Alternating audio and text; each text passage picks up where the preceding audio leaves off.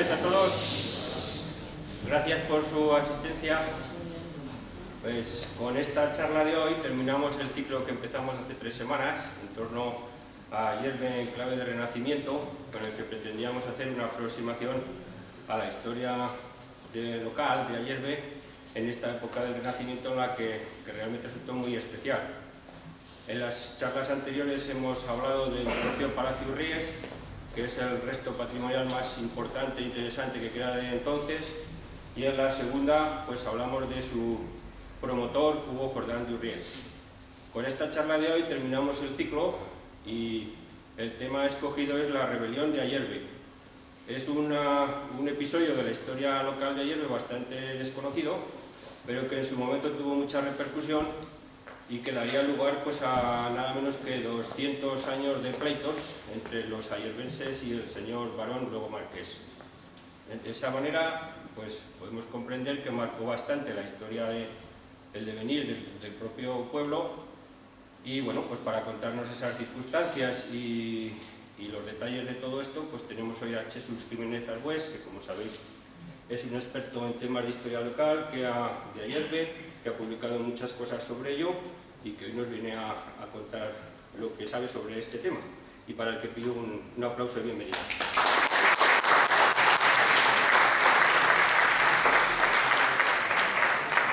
Buenas tardes a todos, y por lo que veo no necesito abuela, porque ya la tengo aquí presente. Bueno, quiero expresar en primer lugar y mostrar mi más sincero agradecimiento a APIAC por acordarse de mí para impartir esta charla. Me la propusieron y acepté rápida y gustosamente, dado el tema a exponer, que es sumamente interesante. Y en segundo término, quiero igualmente agradecer la presencia de todos ustedes en esta sala. Hago votos porque esta intervención sea del agrado de todos. Estáis celebrando, bueno, como ya he dicho antes, con esta charla concluyen unas jornadas dedicadas al Renacimiento, con ocasión de tener en Ayerbe el magnífico palacio, o lo que queda de él, donde moraron los Urríes desde el siglo XVI, señores temporales de la baronía, posteriormente marquesado. Me parece estupenda la iniciativa para intentar acercarnos aproximadamente a aquella época, a sus gentes y a su realidad. La renacentista, aparte de dar lugar a un estilo artístico lleno de gran vitalidad que pretende recuperar la época clásica, es un tiempo de cambios estructurales en la sociedad europea y aragonesa, en todos los aspectos: demográficos, artísticos, políticos, religiosos, sociales, culturales, jurídicos, etc. Se me pidió que tratase de las relaciones existentes entre los ayerbenses y sus señores temporales, los Urríes, y en concreto de las revueltas de aquellos contra estos. Os advierto que fue una relación de odio, digamos que permanente, por lo menos por parte de los ayerbenses. Para ello, sin movernos de estos cómodos sillones, vamos a desplazarnos de unos siglos a otros, de unas épocas a otras, como quien va de la Plaza Alta a la Baja, por poner como ejemplo. Pues los ayerbenses antaño fueron muy movidos. Si existiera la máquina del tiempo, os lo digo sinceramente, que uno de los viajes que haría sería al Ayerbe del pasado, al de los siglos XV, XVI o XVII, para presenciar como mudo testigo, eso sí, de los levantamientos que hicieron que a los que nos precedieron en esta villa se les calificase de levantiscos y nunca contentos. Antes de nada, quiero decir que a los efectos de esta charla debo explicar que por el término ayerbenses vamos a entender a los propios habitantes de la villa y por extensión a los de sus aldeas de entonces, que lo eran Viscarrés, Fontellas, Los Anglis y Piedramorrera. Para entender mejor algunos conceptos que iremos viendo a lo largo de la charla, debemos explicar que la sociedad de entonces se dividía en clases y estaba organizada piramidalmente, es decir, de esta manera. En la cúspide tenemos al rey, bajo él y seguidamente venían los estamentos privilegiados, esto es, la alta nobleza, duques, condes, etc., el alto clero, cardenales, arzobispos, obispos.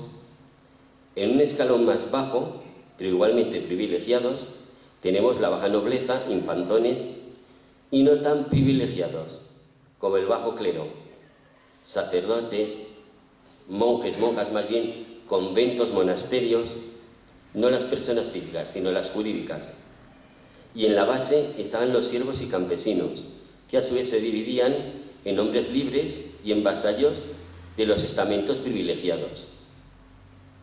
En lo relativo a hierbe, esta pirámide se divide en tres clases. En la cima tenemos al señor de la baronía, en el segundo escalón están los infanzones y el clero, ambos estamentos con sus respectivos privilegios, y por debajo de estos están los vecinos de condición o signo servicio, que carecían de cualquier clase de privilegio.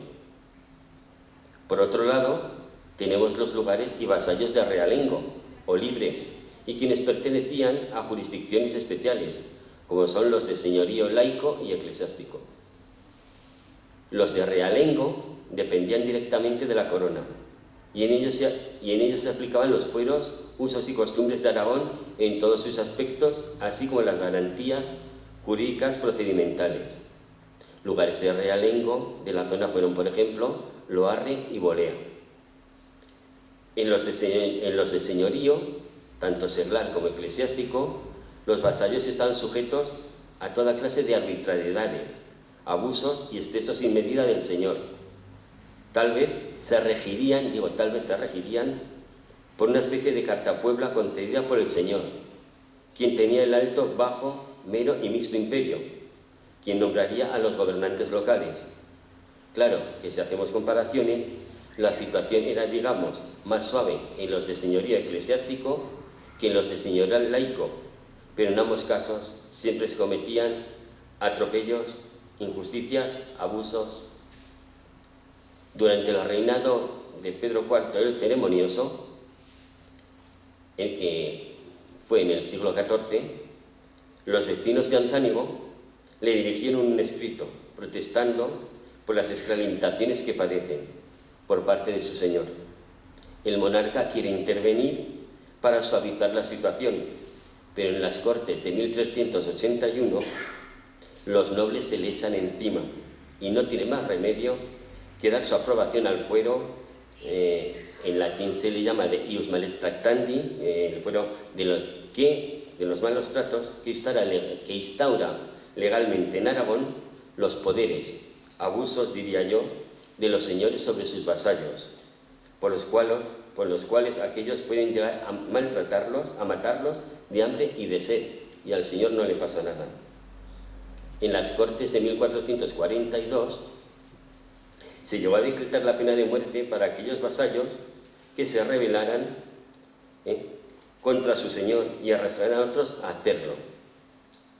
María de Luna, la más grande de las reinas consortes que ha tenido Aragón a lo largo de su historia, esposa de Martín el Humano, luchó todo lo que pudo contra los malos usos catalanes y pidió al Papa Luna Benedicto XIII, su pariente, su abolición, la cual llevó mucho más tarde con Fernando II el Católico y la sentencia de Guadalupe. Pero en lo referente a Aragón, la cosa siguió tal cual estaba.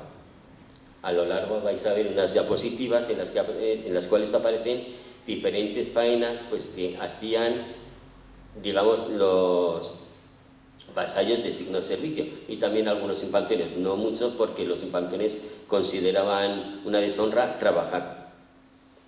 Los infanzones o baja nobleza era una clase social que por aquel entonces contaba con mucho peso y disfrutaba de una serie de privilegios.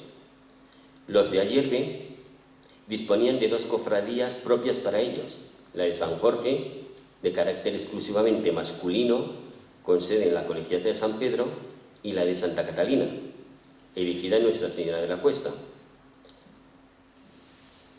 Para los de ambos sexos, esta última, Aparte, los infanzones participaban a título personal en el gobierno de la villa y tenían además un representante estamental propio en el concejo, el mayordomo de la cofradía de San Jorge, que tenía voz y voto y que ejercía ciertas competencias de gobierno. Aquí ya digo, tenemos diferentes diapositivas que relatan cómo era más o menos la vida de aquellos tiempos, incluso las mujeres ayudando en la sierra, cosa que hemos visto hasta hace poco.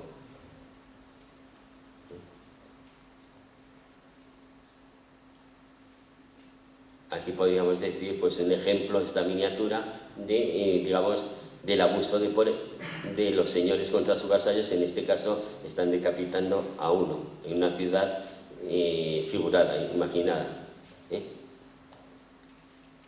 Creación de la baronía. Jaime I, el monarca conquistador de tierras y de faldas, instituyó la baronía de Ayerbe con carácter agnaticio para su hijo Pedro, fruto de su tercer, digamos, matrimonio con la dama Teresa Gil de Vidaure. Esta baronía estaba compuesta por las poblaciones que he citado antes: Ayerbe, Viscarrués, Fontellas, Los Anglis y Piedramorrera. Agnaticio quiere decir que la sucesión al frente de la baronía debía efectuarse siempre por línea consanguínea masculina. Las mujeres estaban excluidas, cosa de aquellos tiempos que nunca entenderemos, pero también hay que ponerse en la situación de entonces. De linaje real, Ayerbe tuvo dos señores, llamados ambos Pedros, el hijo del conquistador y el nieto de este. Con la muerte del segundo, sin heredero masculino legítimo, la baronía de Ayerbe volvió a la corona. Respiraron tranquilamente los habitantes de la baronía, volvían a pertenecer a la corona. Pero qué poco dura la alegría en la casa del pobre. Alfonso IV el Benigno, en julio de 1239, dio la baronía a su esposa, la reina de honor de Castilla, y esta, a su vez, la legó a su hijo, el infante Fernando.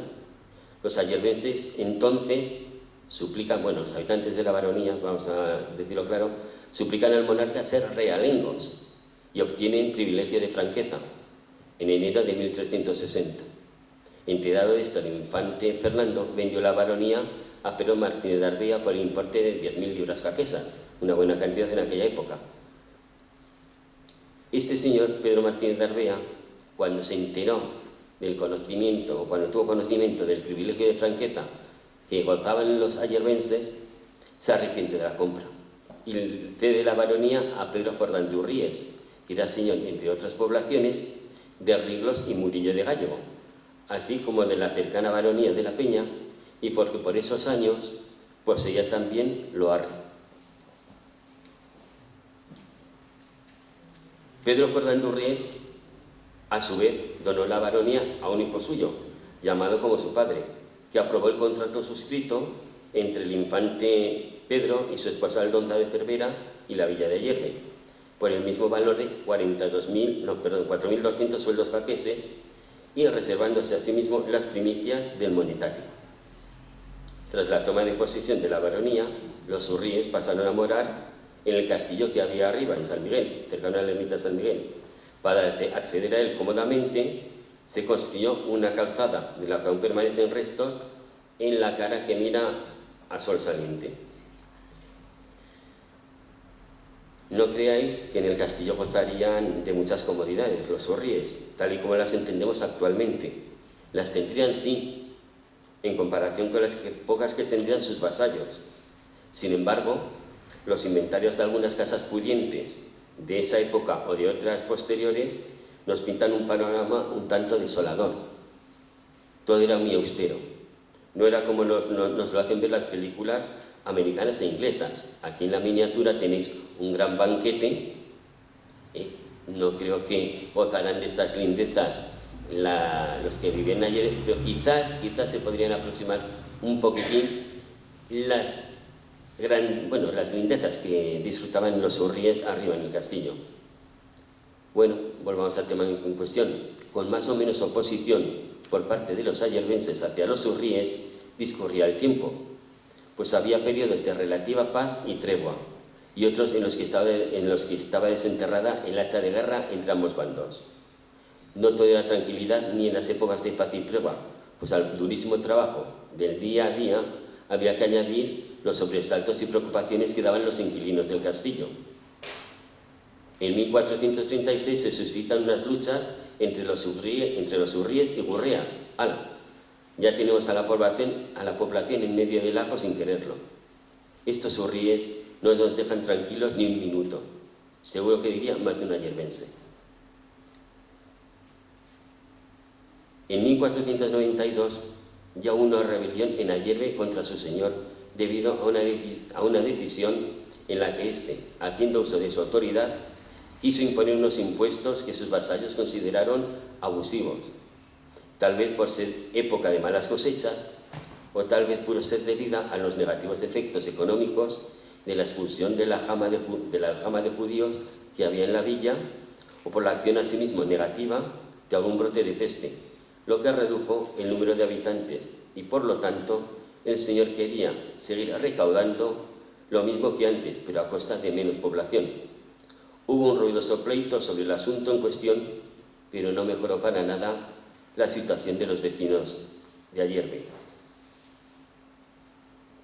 Había tal descontento entre la población que, aprovechando que por causa de este pleito el señor tuvo que desplazarse a Zaragoza en 1494, más de 60 vecinos se reunieron en asamblea en la ermita de la Virgen de Casbas, cuyo tamaño y capacidad sería más o menos a la de Santa Lucía, que vemos en la pantalla, para alojar semejante número de asistentes.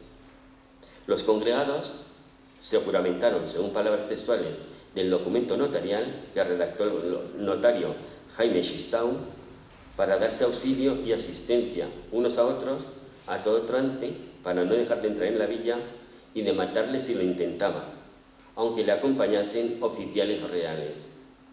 Atención a este dato, que indica bien a las claras cómo estaban los ánimos de alterados. Se desconoce si salió adelante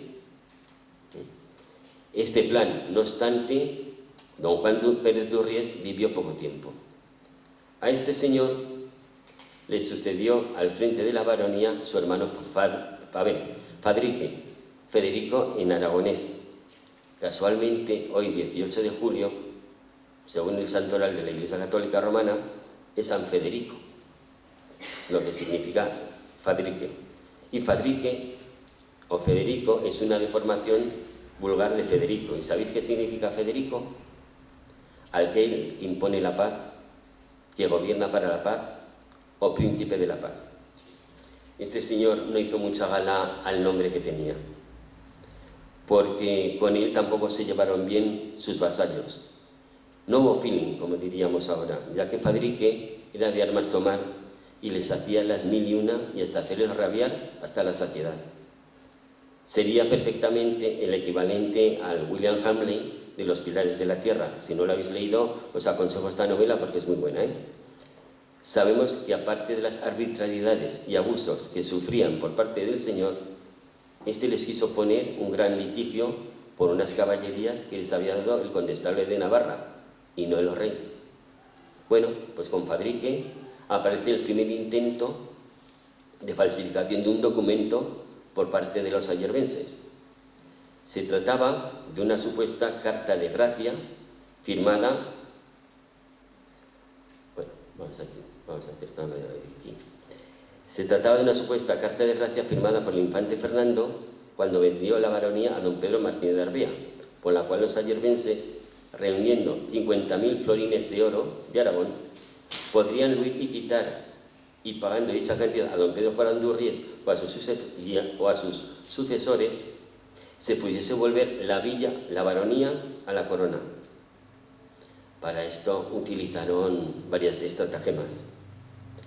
Por un lado, se mandó a un tal Miguel Claver Infanzón a Zaragoza, con la poco ética misión de sobornar a un notario para que falsificase un protocolo notarial.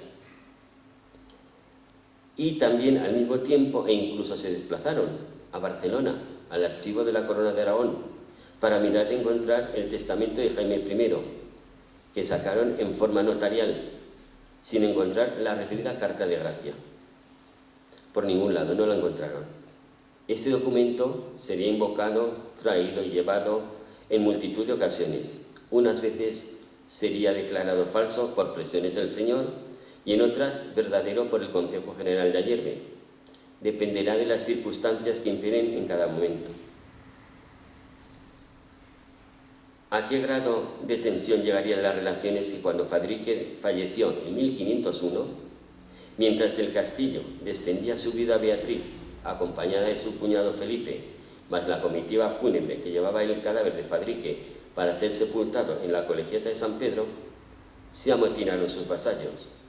Con las armas en la mano le resistieron la entrada en la villa, cerrándole las puertas de ella, ocupando violentamente los bienes y rentas dominicales y usurpando la jurisdicción, nombrando jurados y demás miembros del gobierno de la villa.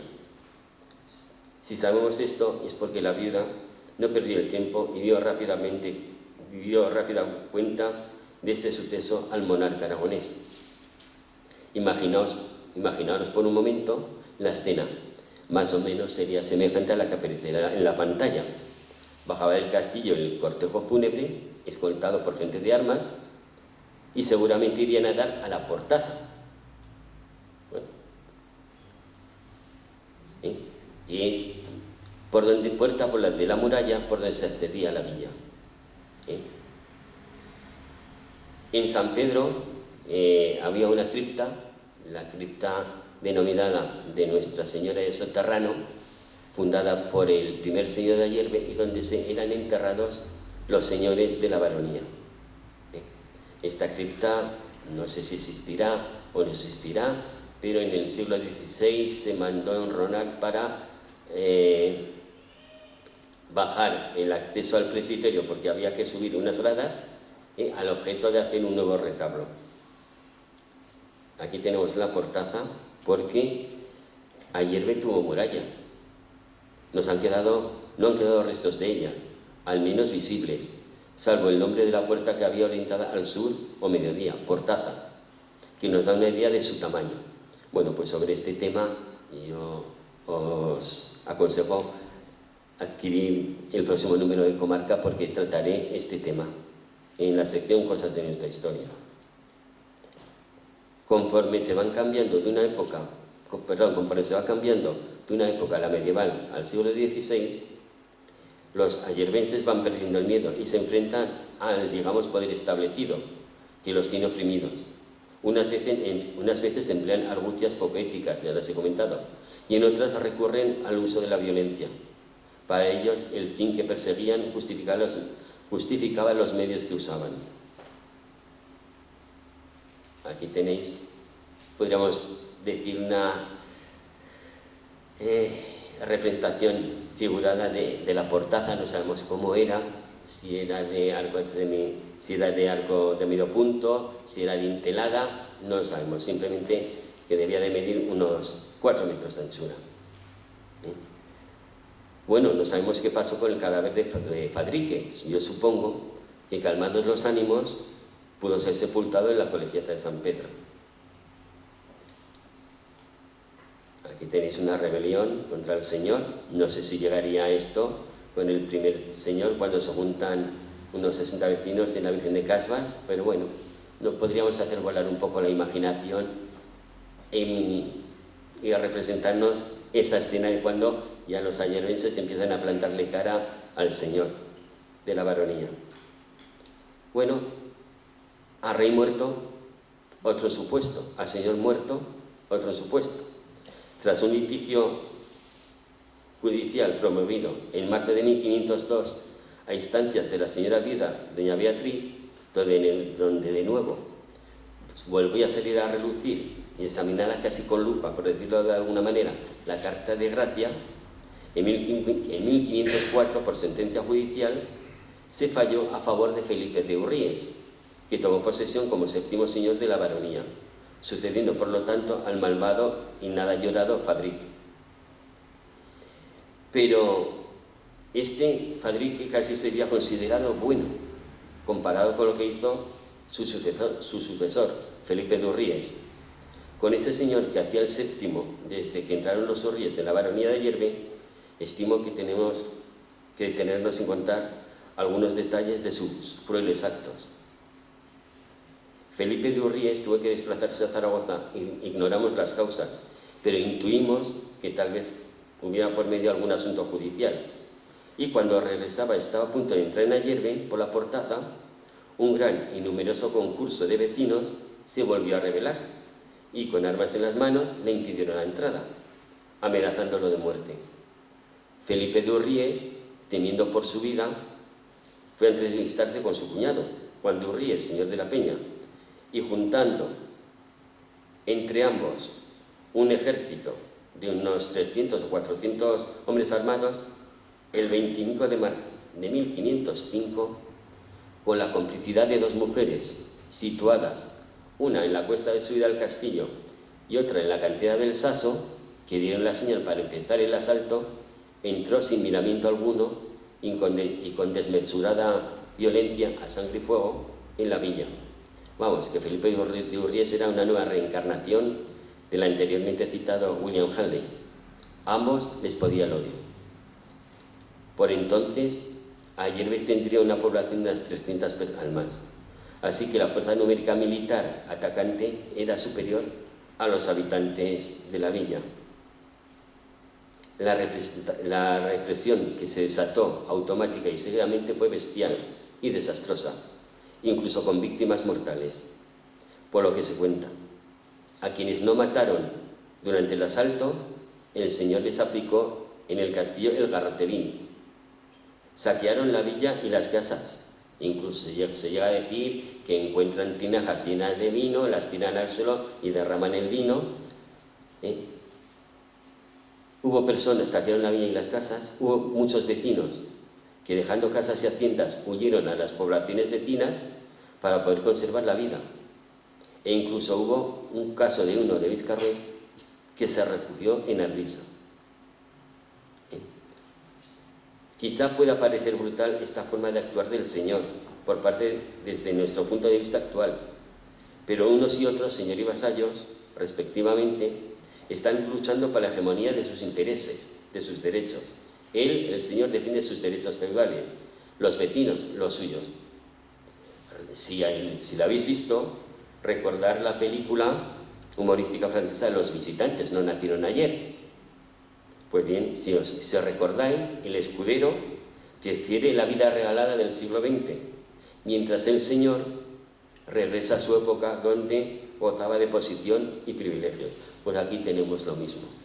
El Señor defendía sus privilegios y los de Ayerbe defendían lo que ellos decían sus derechos. Bueno, pues al día siguiente de la brutal intervención, Felipe de Urríes mandó reunir en Consejo General a los pocos vecinos que quedaron en la villa. Les obligó a renunciar a la carta de gracia y a decir que era falsa, bajo la fuerza de las armas. ¿Qué va a decir la gente? Pues lo que quiere el opresor. Incluso se valió de los niños a quienes se les pagaba una cantidad para que fueran gritando por Ayerbe que la carta de gracia era falsa. No obstante, los agentes de Urríes fueron como locos buscándola. Incluso llegaron a abrir el sagrario de la parroquial de Sarsamarcuello, porque creían que allí estaba escondida. Si era falsa la carta de gracia, ¿por qué la buscaban con tanto ahínco?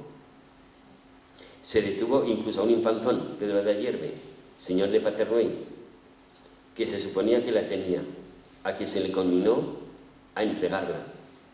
Como no lo hizo, fue llevado preso a Cataluña, de donde regresó casi ya para morir, aunque le dio tiempo para entregar dicho documento a un canónigo de Jaca, con la condición de entregarla a las autoridades ayerbenses cuando éstas se lo pidieran.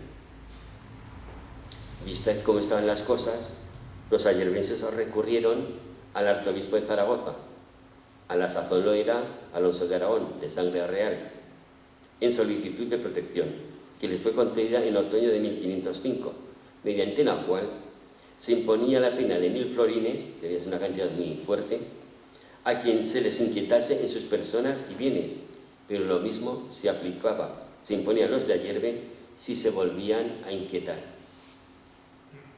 Pero no creáis que esto solo era cosa de Ayerbe, que va. Hay muchísimas poblaciones que entre los siglos XV y XVI luchan, pelean, pleitean contra sus señores porque quieren ser de la corona, no quieren estar sujetos al señorío de ningún señor, fuera secular o eclesiástico. Ellos querían ser de la corona, porque de esta manera se podían acoger a los fueros generales de Aragón. Unos tuvieron suerte, pero otros sufrieron tales represiones por parte de sus señores que desistieron en la lucha. Ahí tenemos los casos de Maella, Nuévalo, Bielsa, que tuvo éxito y lo consiguió, Obón y Alcaine, que se rindieron, Pertusa, Ariza y un largo etcétera.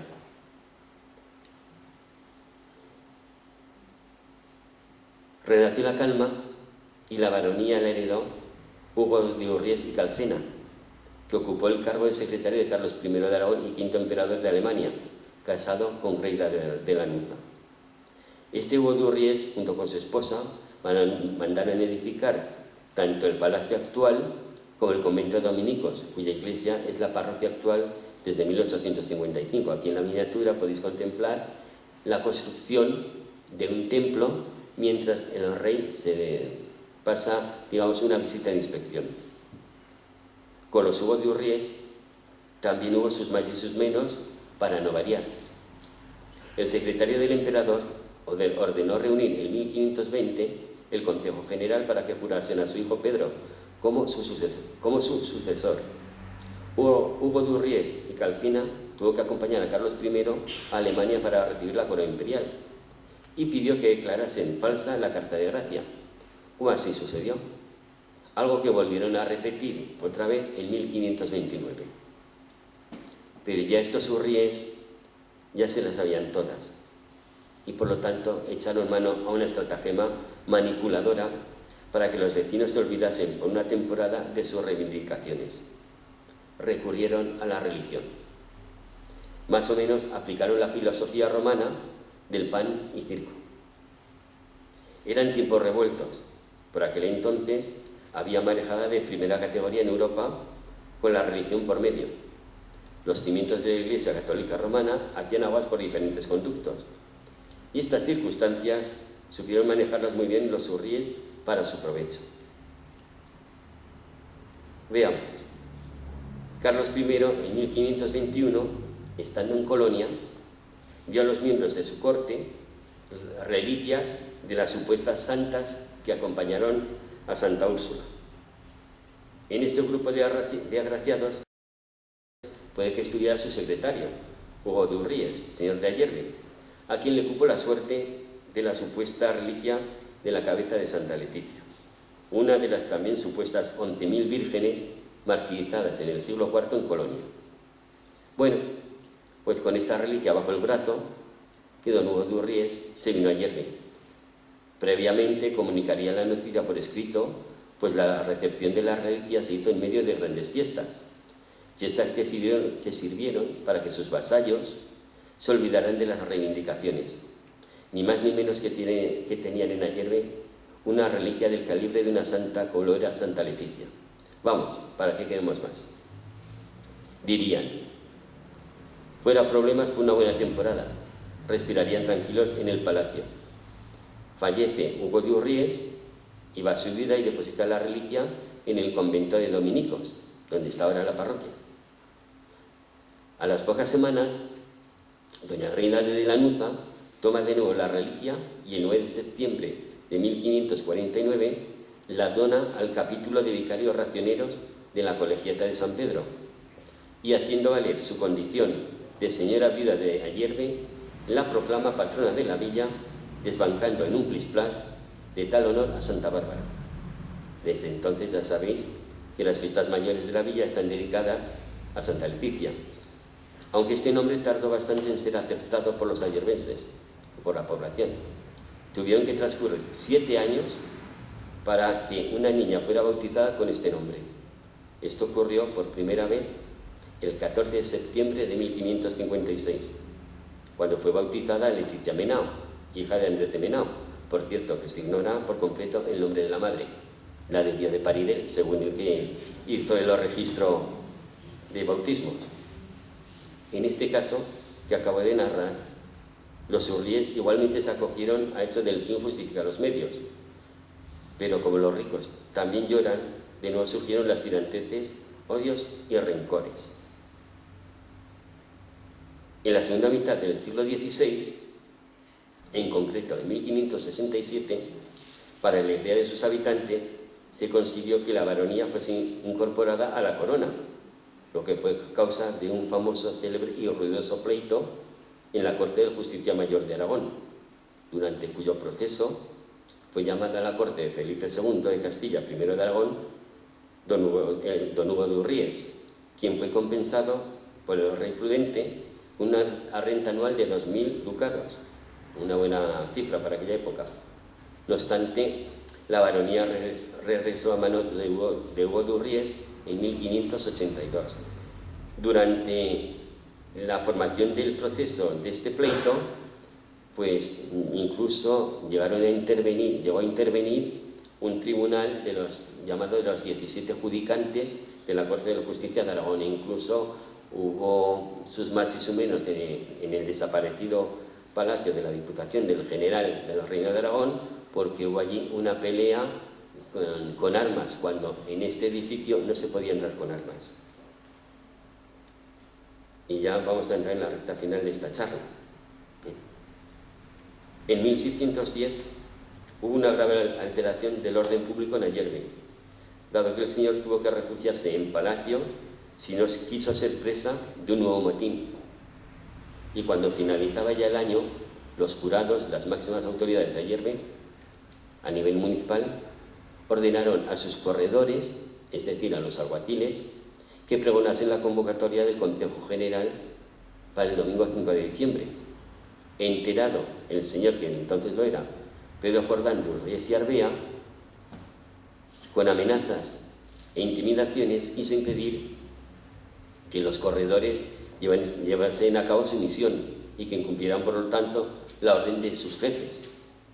Los amenazados corredores dieron rápida cuenta de lo sucedido a sus superiores, quienes no dudaron un momento en elevar a escritura pública esta grave intromisión del señor en sus asuntos. Craso horror cometió Urries, pues con esta actitud lo único que logró fue unir a todo el vecindario contra él, a infanzones y a vencidos de condición. He nombrado el Consejo General. El Consejo General era el máximo órgano de gobierno que había en Ayerbe. En términos actuales, podríamos decir que era como si el ayuntamiento convocase a todos los vecinos a una sesión conjunta para tratar de resolver un asunto muy grave para la villa, salvo que en aquella época la asistencia al Consejo General era obligatoria y las mujeres no tenían entrada en él. Pedro Jordán de Urries salió relativamente con la suya, pero no pudo evitar que al fin, el 27 de diciembre de 1610, se congregase el Consejo General, que acordó nombrar a unos notarios causídicos residentes en Zaragoza como representantes del Consejo para pleitear contra el señor, al objeto de lograr la reducción a la corona real de Ayerbe y sus aldeas.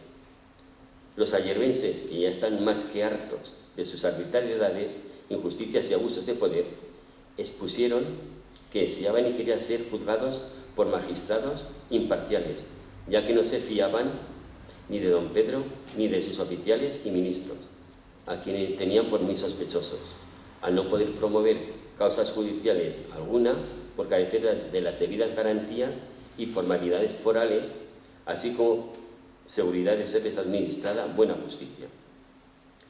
Voy a decir este dato porque es muy interesante. La asistencia a este Consejo General resultó multitudinaria y todo un éxito.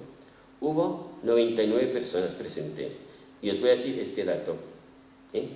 Junto a la justicia y los dos jurados de Ayerbe estuvieron el jurado de Viscarrués y el de Los Angles.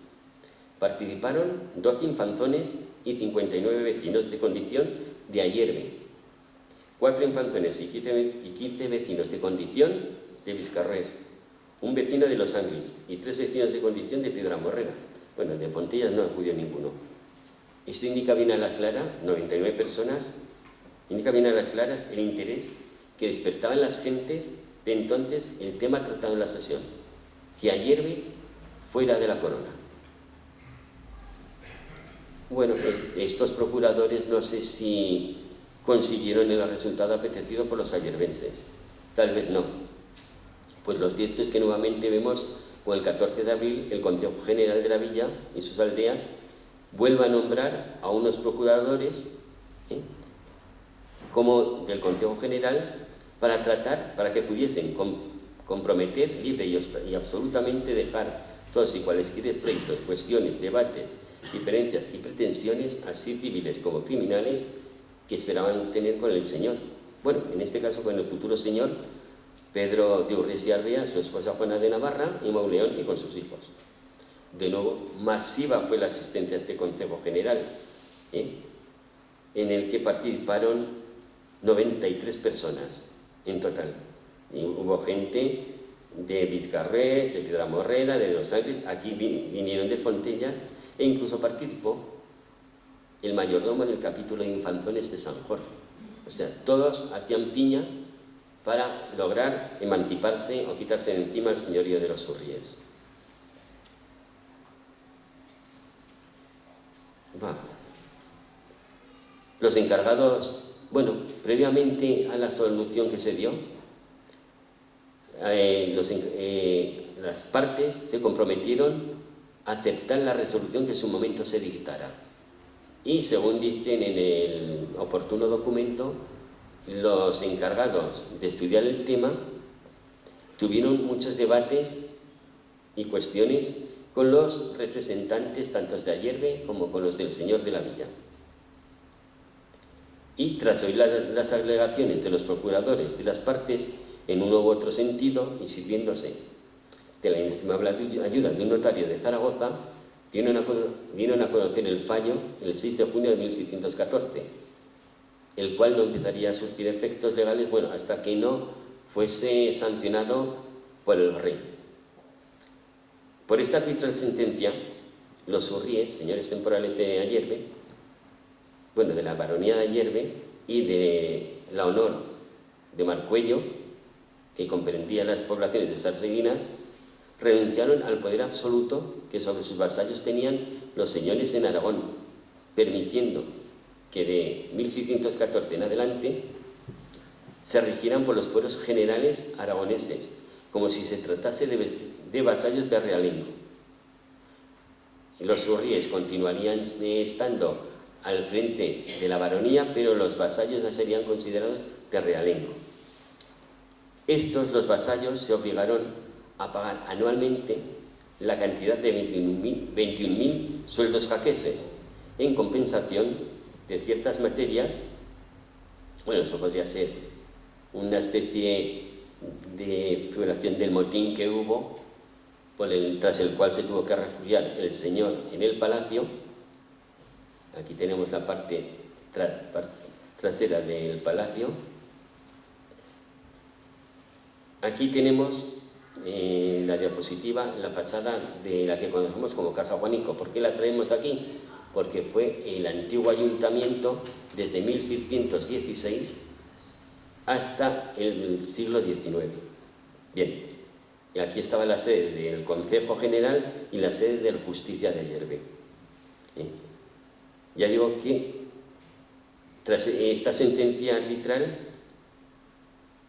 pasa al Consejo General unas materias que antes eran competencia del señor y se adjudicaron a la misma.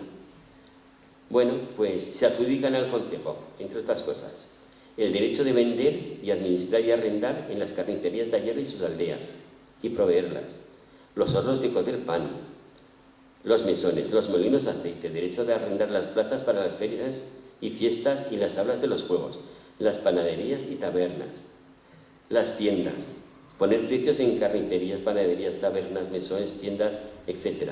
Correspondía a los jurados, pero fijaros que se concede esto al Consejo, pero cuando el criado o la criada del señor iba a enfornar al horno, así dice el propio documento, enfornar, tenía la preferencia sobre todos.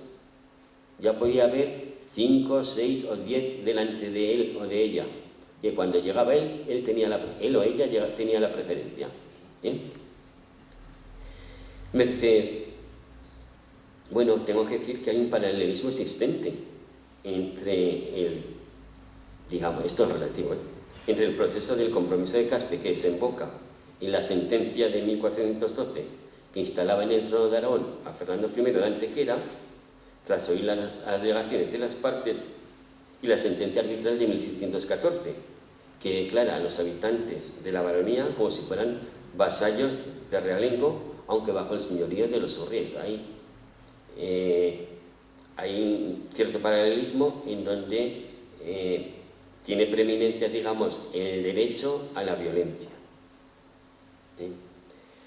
Bueno, pues, merced a esta sentencia se producen cambios importantes en el régimen municipal ayerbense, ampliando el abanico de competencias del concejo, que ya he citado algunos, otorgándole más atribuciones, permitiendo su intervención, aunque indirecta, en la designación del justicia, o sea, de las personas que ejercerían el cargo de justicia, del baile y del almutazafe, y concediéndole un altísimo grado de autonomía, aunque no la independencia total con relación a su señor, y en la estructuración organizativa del concejo.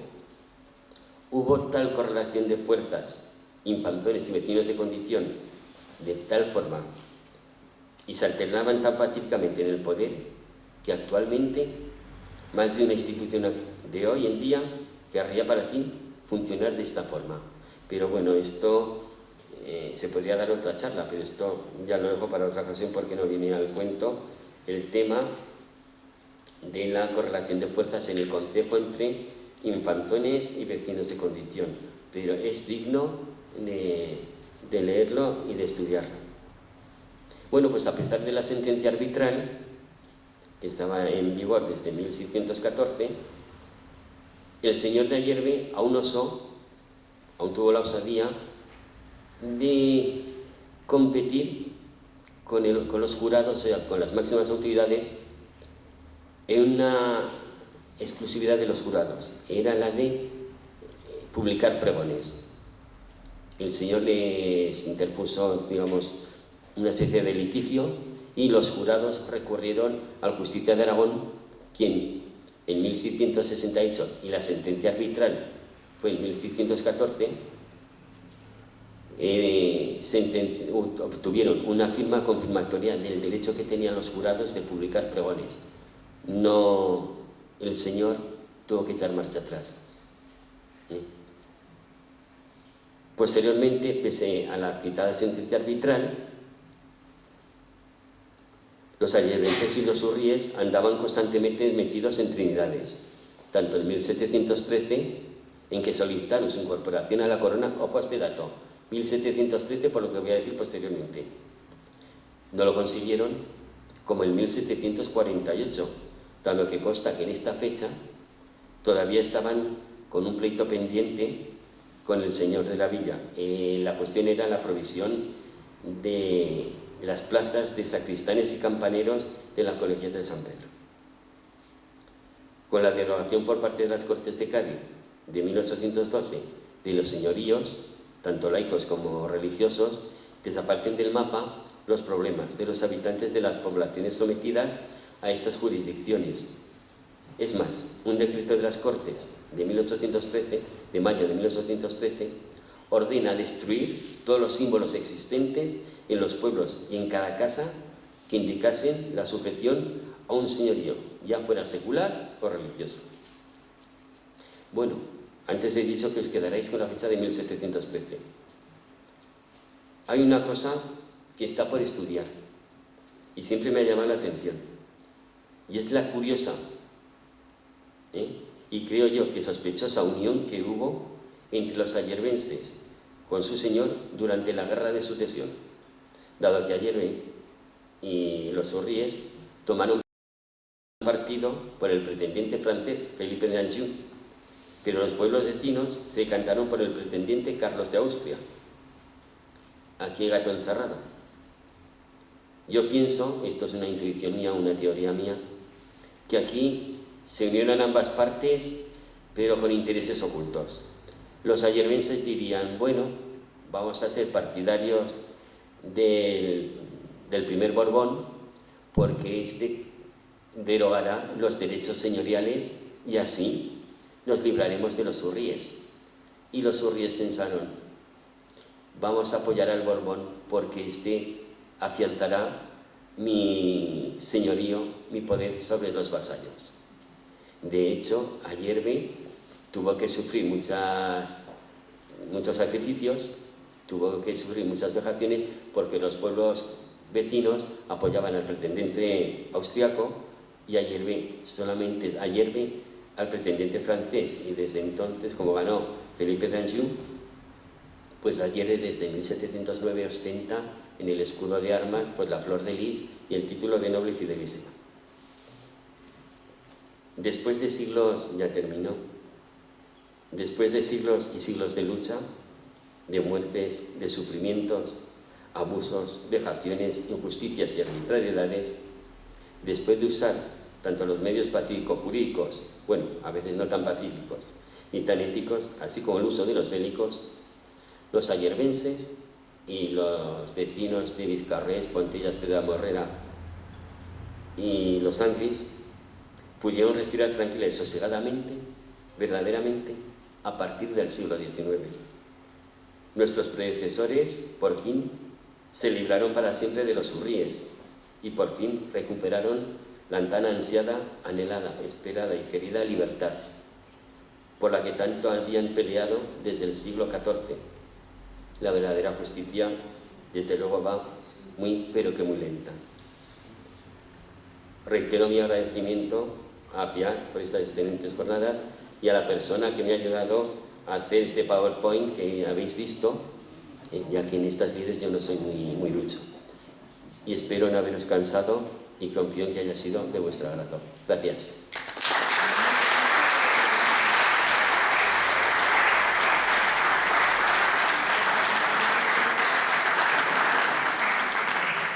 Si queréis hacer alguna pregunta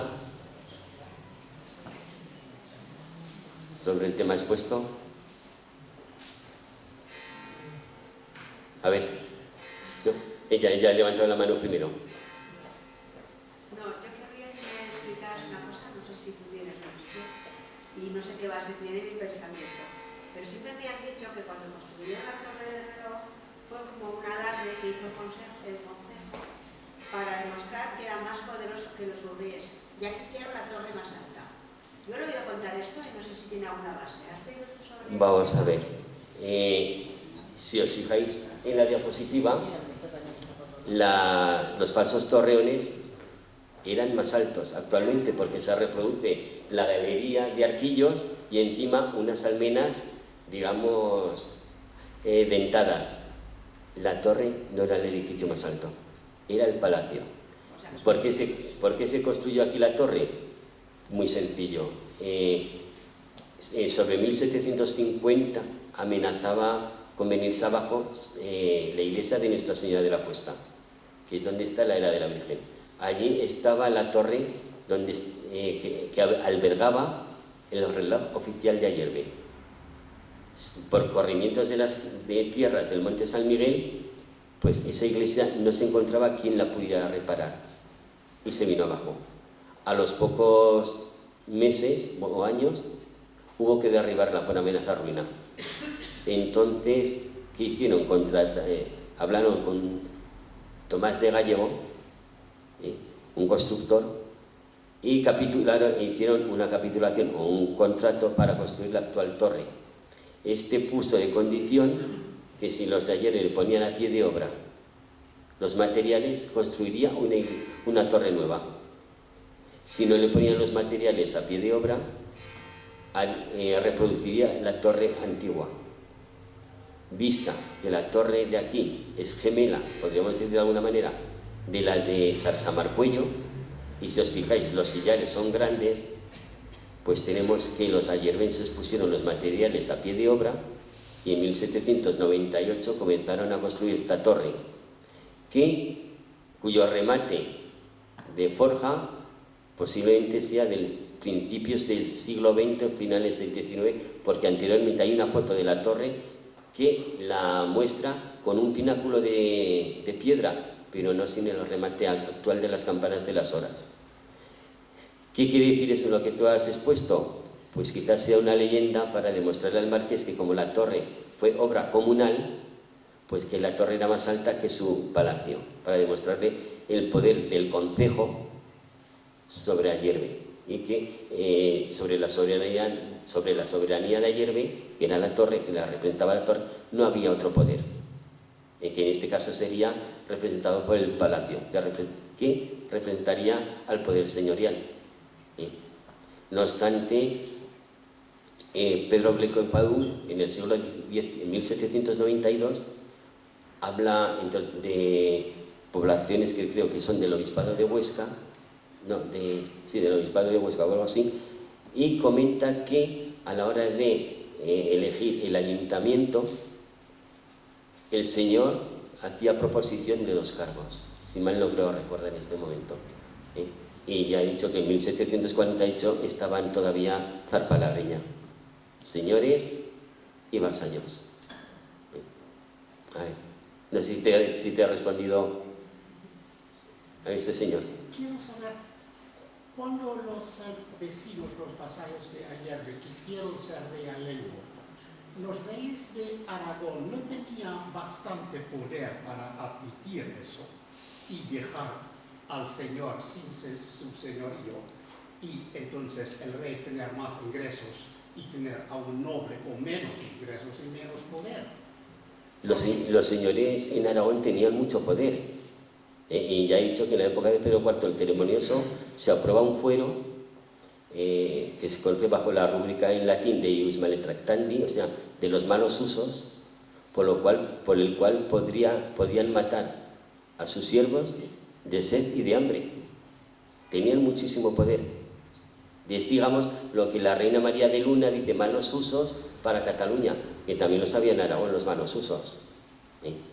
Y los señores de Aragón, aquí, hasta que llegó la sentencia arbitral de 1614, tenían el alto, bajo, mero y mixto imperio. No obstante, hay un documento del siglo XVII que dice que el justicia de Ayerbe tenía poder para prohibirle al señor ejercer la jurisdicción civil y criminal. Solamente la podía ejercer el justicia. Yo supongo que esto proviene del siglo XVII, de cuando comienza la sentencia arbitral, porque antes era el señor el que trinchaba y cortaba. Los jurados y el consejo pues se ceñirían a los temas estrictamente concejiles y que no tocaran o que no rozaran los intereses del señor. Y en muchos casos el señor impone su voluntad, como cuando hace declarar al Consejo General la carta de gracia como falsa. Si era falsa, ¿cómo llegan a mirar incluso en el sagrario de Sarsamarcoy a ver si está? Si era falsa, ¿para qué la buscas? Algo había por medio. ¿Qué había por medio? Pues lo que he dicho antes, unos luchaban por sus derechos para querer ser aragoneses de realengo, que se pudieran acoger a los fueros generales, y el señor luchaba por sus intereses. El señor no se quería quedar sin ese dinero que recaudaba. Son, digamos, la lucha que tenemos los humanos por la supervivencia. El primer varón de Ayerbe de Urríes, Jordán de Urríes, Pedro Jordán de Urríes, que compró la baronía a este... No, el primero no. El primero fue Pedro de Ayerbe, el hijo de Jaime I. De los Urríes. Sí, vale. Los Urríes compraron la baronía Sí. a un señor que procedía o estaba en Jaca. Sí. Esos son los primeros Urríes. Sí. ¿De acuerdo? ¿De dónde procedía, qué familia era o cuál era el origen geográfico de ese Urríes, Pedro, que compró la baronía a otro que a su vez le había comprado a... ¿De dónde provenían estos Urríes?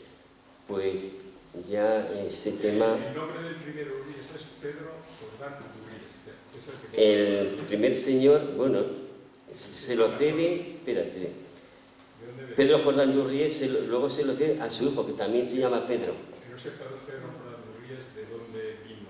¿De dónde provenían estos Urríes? Pues es que... ¿No tenían entonces ya la baronía de la Peña? Sí, pero Sí, tenía la baronía de la Peña, o sea, ya viene de familia noble bien situada. Lo que pasa es que a lo largo del tiempo los Urríes, así una familia noble, actualmente venida a menos. De hecho, tenían palacio en Zaragoza y según me comentaron hace años, vinieron tan a menos que la gente entraba en el palacio que tenían en Zaragoza y les robaban todo lo que tenían allí. Una familia venida a menos. Este Pedro no Y es que Pedro de Urríes... no se sabe dónde nació. No, bueno, ya se podría saber investigar. Hay un libro sobre los Urríes del Marqués de Melilla de Ebro de 1904. No me lo han empollado para saber la genealogía de los Urríes, es que tampoco me interesan mucho. Ellos procedían de Francia. ¿Perdón? Que procedían de Francia. Eso es lo que dicen. Verdaderamente, visto el apellido, Urríes, unos dicen Urríes y otros Urríes, vendrían del pueblo de Urríes.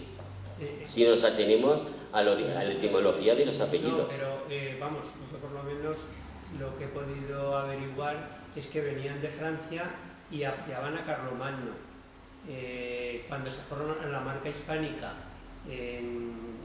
entre Cataluña y Aragón, sí, y eso que fue todo lo que ocupó Carlomagno, había un señor, Urríes, que ya venía de Francia con el ejército apoyando, quiero decir, ellos, los señores estos siempre tenían sus fuerzas y tal, que apoyaban a determinados reyes o tal, y ellos vinieron entonces y se quedaron aquí algo así como en Navarra, ayudando al rey de Navarra, y luego al final terminaron en Aragón ayudando a los reyes de Aragón.